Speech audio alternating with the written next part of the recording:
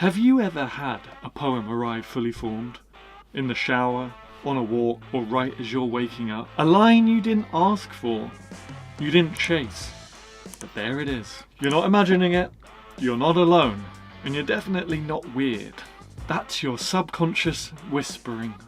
And it's one of the most powerful tools you have as a poet. Hello my friends, Gary Goers and fellow poets, welcome back to the channel.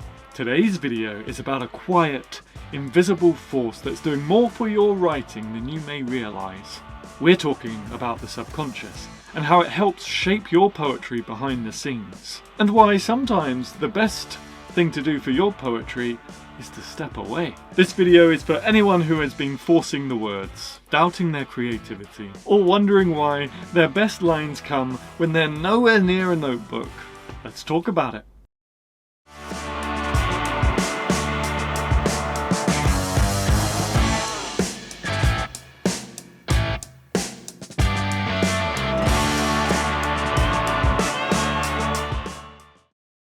Let me start with this. Some of the strongest lines I've ever written came to me when I wasn't writing at all. Once, I had a full poem come to me whilst doing my weekly shop. Just appeared. One moment I'm looking at cereal, the next I'm fumbling through my pockets, desperately looking for a notebook because my brain was like, write this down now. Another time, and let me know if this has ever happened to you, I was lying in bed just about to fall asleep and then poof!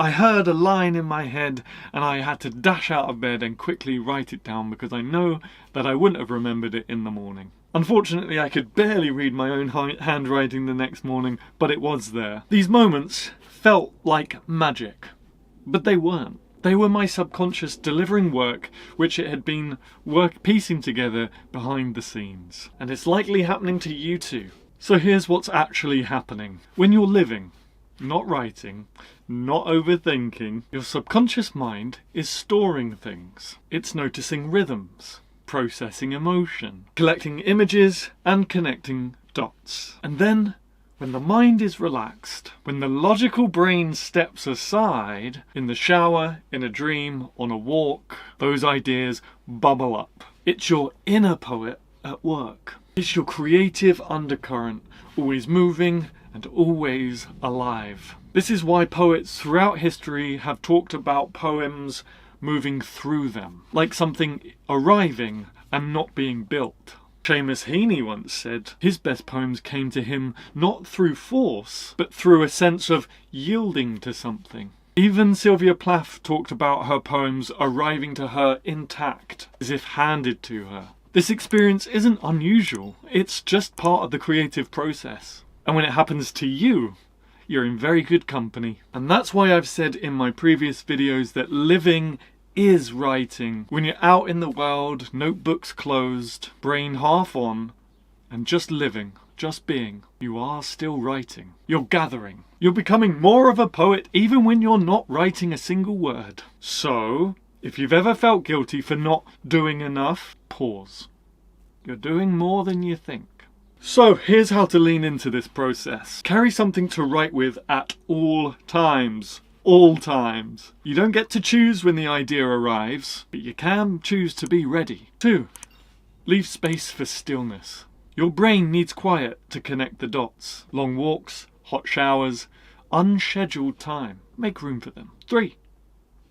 Speak to your subconscious. Ask it for help. Before bed, say, I would love a line for this piece that I'm stuck on. It sounds silly, but trust me, it works. I used to do it every night for about 3 weeks on the trot because I was in need and it worked. 4. Trust what appears. If it arrives fast, write it down. Don't question it right away. Don't edit mid-flow. Capture it raw. Refine it later. Your subconscious already knows how to write poetry. You just need to get out of its way sometimes.